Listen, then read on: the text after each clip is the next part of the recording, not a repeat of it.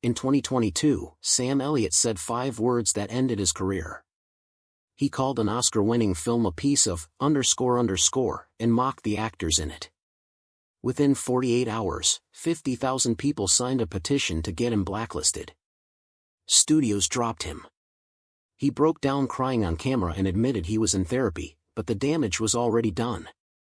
Now at 80, he's back to doing car commercials and working in the Texas heat until he collapses. What really happened? And why's Hollywood's toughest cowboy suddenly so desperate for work? Today, we're revealing what Sam Elliott never wanted you to know. Samuel Pack Elliott was born on August 9, 1944 at exactly 3:47 a.m. in Sutter Memorial Hospital in Sacramento, California. He weighed 8 pounds 2 ounces. His arrival came just 3 months before the Battle of Leyte Gulf, placing him at the very end of the war baby generation. That summer, the hospital was packed with births as soldiers came home on leave. His mother, Glennie Sparks Elliott, had once been the Texas state diving champion 3 years in a row from 1938 to 1940, diving off a 10-meter platform by age 16. She had met Henry Nelson Elliott at a USO dance in El Paso in 1942, and they got married after just 6 weeks. Official records from Sacramento County list Sam as the 2,847th baby born at Sutter Memorial that year during a time when California was exploding with new families, gaining 3.7 million residents between 1940 and 1950. Henry worked for the U.S. Department of the Interior as a predator control specialist, a job that meant tracking and eliminating threats like wolves, coyotes, and mountain lions across a 47,000 square mile stretch of Northern California. In 1945, his annual salary was $2,100. He covered distances of up to 200 m each week, usually on horseback, through remote and sometimes dangerous terrain. The Elliott family could trace its Texas roots all the way back to Dr. Amos Pard Elliott, who served as a field surgeon during the 18-minute Battle of San Jacinto on April 21, 1836, treating 11 wounded Texans, including Sam Houston himself. That medical bag with its bone saws and laudanum bottles stayed in the family until 1944 when Henry sold it for $87 to help cover Sam's birth expenses. In 1946 alone, Henry killed 127 predators and was awarded a federal commendation. Because he off his job, he was often gone for 10 days at a time. Sam got used to growing up without seeing his father much. From age 2 to 8, Sam lived in 7 different towns across California: Modesto, Stockton, Fresno, Bakersfield, Reading, Eureka, and finally back to Sacramento. These moves were short. 6 months in Modesto, 14 in Stockton, 8 in Fresno, 11 in Bakersfield, 13 in Reading, 7 in Eureka. Because of all the shifting, Sam ended up going to 4 different elementary schools, never staying long enough to form lasting friendships. But when summer came, Henry would take Sam with him on horseback. At age 4, Sam rode in a special saddle strapped to a quarter horse named Dusty on 12-hour rides across the Sierra foothills. By age 6, he could identify 23 different animal tracks and recognize the calls of 31 bird species. One trip in July 1950 stuck with him forever. Near Lake Tahoe at 6,200-foot elevation, a 400-pound black bear crossed their path. Sam sat completely still for 47 minutes while Henry fired warning shots. The bear finally walked away. That moment stayed in Sam's memory and built the calmness under pressure that later became his trademark. Glenn Elliott was just as intense at home. After scoring a perfect 10 from all 7 judges at the 1940 Texas State Championship with a reverse 2.5 somersault, she retired from diving at 18 and poured her athletic drive into raising her son. By 5:30 a.m., Sam was up doing 50 push-ups, then came a 2-mile run around McKinley Park. Swimming started at age 5 at Sacramento's municipal pool, where Glenn made him swim 500 m, 20 laps, daily. She kept time for everything. Breakfast had to be eaten in 8 minutes, homework done in 45, teeth brushed in exactly 3. If he disobeyed, the punishment was physical. 100 jumping jacks or 200 sit-ups. By age 8, Sam could swim 1,000 m without stopping. Glenn logged his progress in a leather-bound notebook, writing down every time, every distance. The discipline didn't break him, it built him. From 1951 to 1957, the Elliots lived in Del Paso Heights, a working-class area of Sacramento, where the average household income was around $3,400. Sam attended Wood Elementary, then Kit Carson Junior High.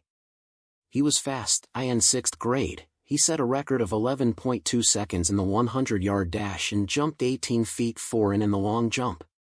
Acting showed up unexpectedly when the lead in the school's Tom Sawyer broke his leg. Sam learned 47 lines overnight and took the role. 312 parents were in the audience, and when it ended they stood and clapped. Mrs. Helen Koslowski, his drama teacher, wrote in her notes, "Samuel possesses unusual stage presence for his age." His parents didn't care much for that. Henry still wanted him to join the government. Glenn thought he'd be a better athlete. But that same year, Henry was promoted and the family moved again, this time to Oregon. His salary doubled to $4,200. That move changed everything. In 1957, when Sam was 13, they left California for good and settled in northeast Portland. The weather was gloomy, the skies heavy, and Sam felt out of place. At first, he went to Madison High School, but later switched to David Douglas High School, where he'd finish. The isolation from his Texas family didn't sit well with him. He missed the sun and the space. Those wide landscapes were already embedded in him, and that disconnect, that homesickness only grew stronger. But the idea of the cowboy, the drifter, the man alone in big places, it started forming then. At David Douglas High, he ran track, hurdles were his thing, and he played football, too. He sang, voted Best Male Vocalist in 1962, and Best Class Personality as well. The stage came calling again when he played the lead in Our Town his junior year, the voice already deep filled the room. People listened. He graduated in 1962, dreaming of running for Bill Bowerman at the University of Oregon. He wanted to be one of the men of Oregon. But that's not what happened. He enrolled that fall as a double major in English and psychology. The dream was still alive, but his attention was already elsewhere. "I had visions of being a man of Oregon, but didn't have what it took," he later said. I wasn't academically inclined. What he really wanted, even if he didn't say it clearly yet, was movies. Not just acting, movies. He became obsessed. Grades collapsed. After just 2 terms, he was kicked out. "I came down here, messed around, and got booted out," he admitted later. College felt like a dead end. Hollywood was pulling him, even if it made no sense. In 1963, he transferred to Clark College in Vancouver. It was a turning point. There he found theater, and it found him. He played Big Jewel in Guys and Dolls. And a local critic from the Vancouver Columbian said Sam Elliott should pursue acting professionally. That changed everything. He stayed active in sports, ran relays, and even got crowned King Cupid at the Valentine's Ball in 1965. He finished with a 2-year associate degree, the first time he completed anything in higher education. For once, someone outside his family said he had something special. He went back to the University of Oregon, tried again, and even pledged Sigma Alpha Epsilon, but that same year, tragedy came fast. One episode, one ranch hand, for lines he kept track of 347 auditions that year in what he called his rejection diary. Bonanza told him to shave his mustache.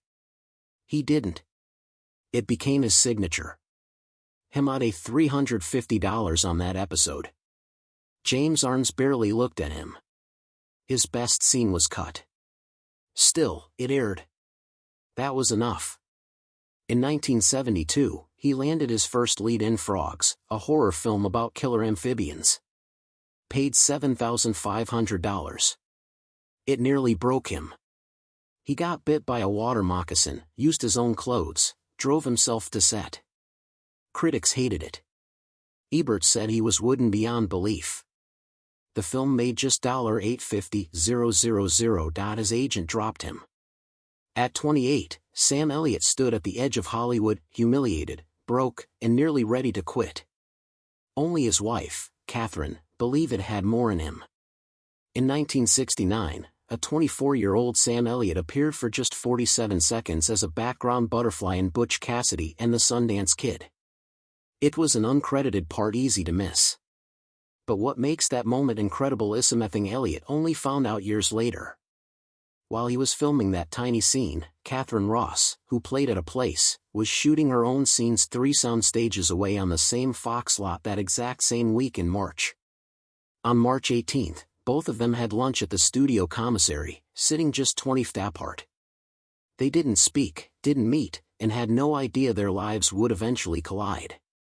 The twist.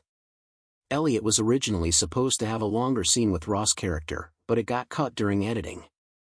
That deleted scene could have introduced them 9 years earlier. Elliot once called it fate's most expensive joke. From 1970 to 1971, Elliot showed up in 4 episodes of The Mod Squad as Deputy Wade Preston. He was earning $750 per episode while the average American salary at the time was just over $6,100, but he quickly realized he was being boxed in. Over 6 months, he got 23 similar offers to play lawmen or deputies. His agent even told him casting directors were now requesting the Sam Elliott type. Then came the big one. Universal Studios offered a 3-year deal worth $45,000 to keep playing similar roles across their shows. Elliot turned it down. Instead, he took a construction job in Malibu for $200 a week. He told TV Guide, "I'd rather pour concrete than play another deputy who says yes, sheriff for the rest of my career." That decision nearly emptied his bank account, but it saved his future. In 1976, everything changed with lifeguard